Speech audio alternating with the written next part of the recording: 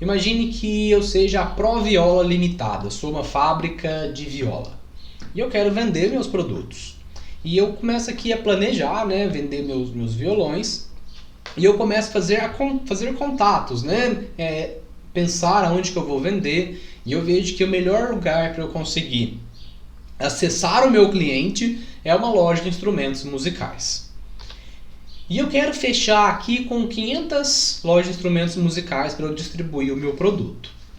Então o que eu vou precisar de fazer isso? Eu enquanto fábrica, eu fabricante da viola ou violão. Vou precisar de acessar essas lojas de instrumentos musicais. Eu preciso de negociar com eles. Eu preciso de um espaço lá na loja deles para eu conseguir colocar o meu produto. Então, mais ou menos jogando uma proporção do que eu tenho aí, eu vou ter que fazer mais ou menos 2.500 contatos. Vou ter que fazer 4 anúncios e eu vou precisar de fazer umas 1.000 ligações para eu conseguir negociar com esses varejistas todos e fechar com 500. Considerando ainda uma boa margem aí de aceitação deles. Se meu produto for bom, margem boa, mesmo que eu faça todos esses contatos, para fechar aí com 500. É um puta trabalhão, eu vou precisar de uma força de venda, eu vou precisar de uma secretária, eu vou precisar de um representante comercial, eu vou precisar de gastar com anúncio. Mas eu vou estar eliminando os intermediários. Eu não vou estar passando uma margem do meu lucro para esse intermediário. Isso é bom ou ruim? Isso depende, tá? É uma decisão que deve ser pensada. Então imagine agora um outro contexto. Eu ainda tenho a minha fábrica, ainda quero vender a minha viola, e agora eu vou pegar uma estratégia diferente. Eu vou vender por um atacadista. Eu vou pegar aquele montante todo que eu consegui produzir e vou vender para o meu atacadista. E esse atacadista vai repassar, esse distribuidor vai repassar para as lojas de instrumentos musicais. E se ele repassar para 25 dessas lojas, que tem contato de 100 clientes, que não é muito difícil, né? Uma loja de instrumentos musicais ter uma carteira de 100 clientes ali, fixo, ainda tem aquela galera que entra e sai, eu vou conseguir os mesmos 2.500 anteriormente. Só que para isso eu estou utilizando um distribuidor, um atacadista, tá? Isso acaba sendo uma decisão que você pondera, né? Que por um lado você perde, que você tem que dar uma margem para o atacadista, mas por outro lado você ganha, que você não tem todo aquele trabalho do contato, e encontrar e fazer esses contatos, tá bom?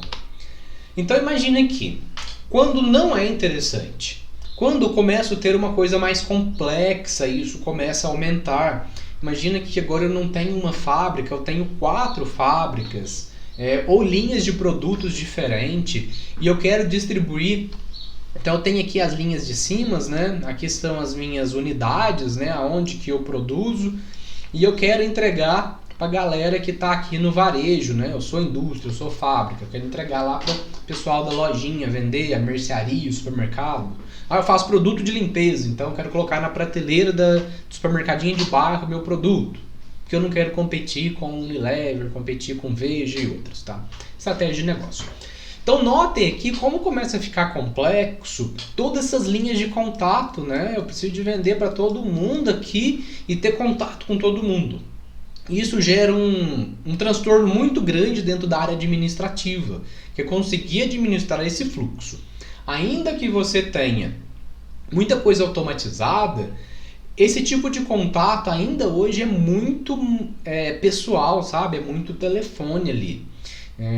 Muitos tipos de negócio ainda com essas empresas não é automatizado, feito como a gente faz por pessoa física ali na loja do marketplace, por exemplo. Aqui ainda é muito arcaico ainda, tá? Então é telefone, é e-mail, isso, aquilo, negocie, e eu acabo tendo aqui muitas linhas de contato para eu conseguir administrar, isso vira um caos. Por outro lado, se eu tenho um atacadista, um distribuidor, eu limito ao meu contato direto aqui com 4 linhas. E aqui passa a ser o contato indireto, tá? O contato indireto que eu tenho. Quando que isso daqui vai gerar algum problema? Deu um defeito, deu um problema no produto, O cliente não ficou satisfeito, aí aí eu preciso de administrar isso daqui, tá? Que aí ele vai repassar para as minhas unidades. Mas aí passa a ser só quando aconteceu alguma coisa de ruim, deu uma coisa de errado, fica mais simples, tá? Se eu garantir qualidade, produto, garantir tudo, eu não vou ter esses problemas, esses transtornos, tá? Logística reversa e coisa do tipo. Ainda que tenha, vai ser mais fácil de ser administrado com um intermediário, mas ele vai te cobrar um pouco, tá bom? Então aqui, para quem que isso é interessante e para quem que não é interessante? Então, um exemplo aqui da Chevrolet, ela utiliza o principal canal de distribuição, uma rede de concessionárias. Então, lá dentro, a empresa ela leva conhecimento através de lançamento, propaganda, ADS, revista de carro, influencers, né, do ramo. Tá lançando um novo Cruze, sei lá, vai testar. Aí você fala, pô, que legal, bacana, ficou bonito, eu vou lá na concessionária para fazer um test drive. Estragou meu carro, eu preciso de arrumar alguma coisinha aqui de garantia. Vou na concessionária. Então aqui eu tenho um ponto de contato da minha empresa direto com o público-alvo. Mas isso custa dinheiro. Tanto é que a gente está vendo alguns movimentos, né? Começou ali com as empresas, né? A empresa precisa comprar uma frota de carro. Ela não compra da concessionária, ela compra direto do fabricante. Então eliminou o intermediário. Porque aí não é um cara que precisa do atendimento, que precisa de fazer um test drive, isso ou aquilo.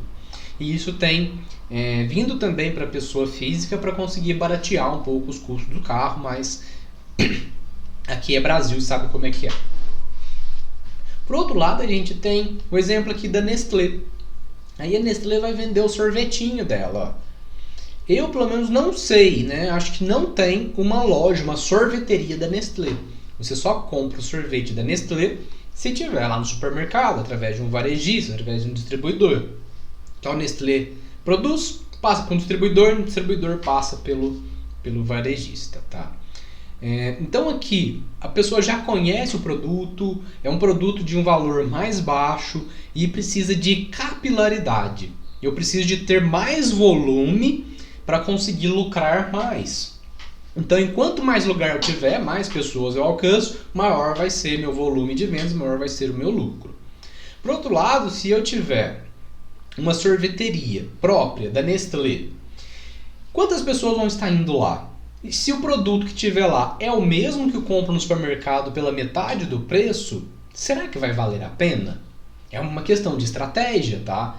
Então, do ponto de vista da Nestlé, ainda é mais lucrativo ela focar na produção e distribuir ali para os mercadinhos, tá? Então, isso, pessoal, não é uma verdade absoluta.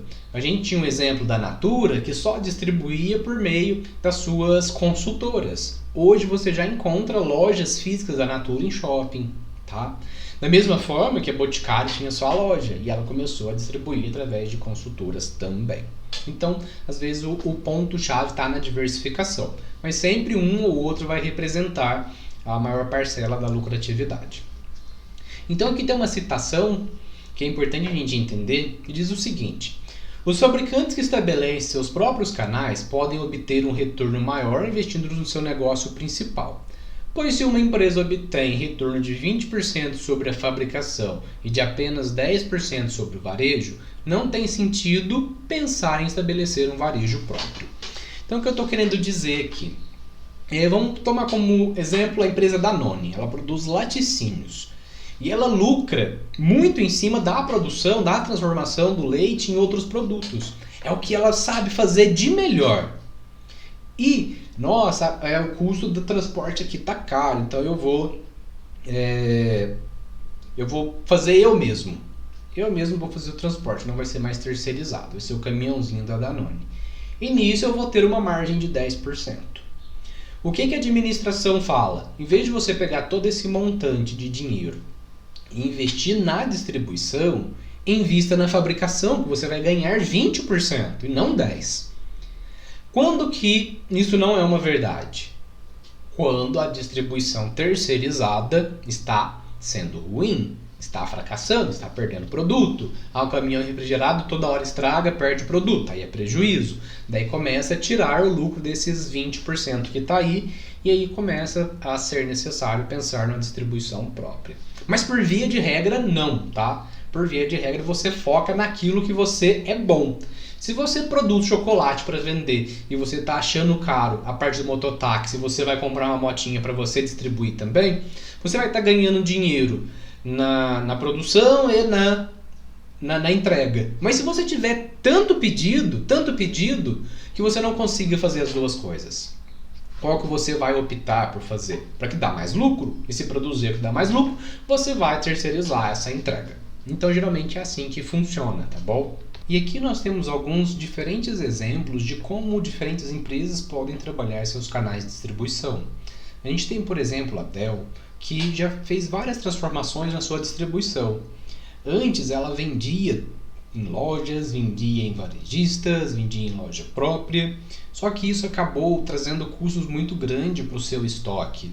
E isso fez com que ela passasse um período de crise e ela então decide mudar a sua estratégia de distribuição e passa a vender somente através do seu próprio canal de distribuição. Então você só poderia comprar um Dell diretamente da Dell ou do site da Dell. E isso foi importante porque ela conseguiu se reestruturar administrativamente, reduzir seus custos e depois ela tomou a estratégia de somente produzir depois de vender. Então, quando você compra um computador Dell, ele ainda não está lá, ainda não foi produzido. Ele pode ser produzido rapidamente, tem as peças em estoque e tal, mas ele ainda não está lá montado, ele não é um produto acabado. Então, grandes varejistas, Casas Bahia, Magazine Luiza, encomendam computadores da Dell, compra da Dell e revende para o público. Então a Dell em si vende só para o cliente que está comprando ali, grande varejista, ou se você entrar no site dela e comprar direto. E a Lacoste, por exemplo, decide vender somente por lojas próprias. Ela decidiu abandonar as lojas multimarcas, porque o cara entrava ali para comprar uma roupa e se às vezes ele estava na cabeça que queria comprar uma Lacoste, entrava numa loja de multimarcas, o vendedor apresentava outros produtos de outras marcas e ela perdia venda nisso. Então, como é um público bem nichado, um público de alto valor, classe mais em cima, eles decidiram então apostar em lojas próprias, em shoppings e que tem essa pegada mais de alta renda para poder vender os seus produtos de uma forma mais garantida. Nós temos a Zema, loja Zema, não sei se você conhece, mas se você é de uma cidade do interior, ou já passou na cidade do interior, provavelmente você já viu uma loja Zema. Loja Zema tem uma estratégia de distribuição que é não estar presente nos grandes centros. Ela chama de grotões. A loja tem que estar nos grotões, onde não é viavelmente econômico abrir umas Casas Bahia, onde às vezes não tem nenhum Magazine Luiza, que é um dos grandes varejistas do Brasil, tem uma loja Zema.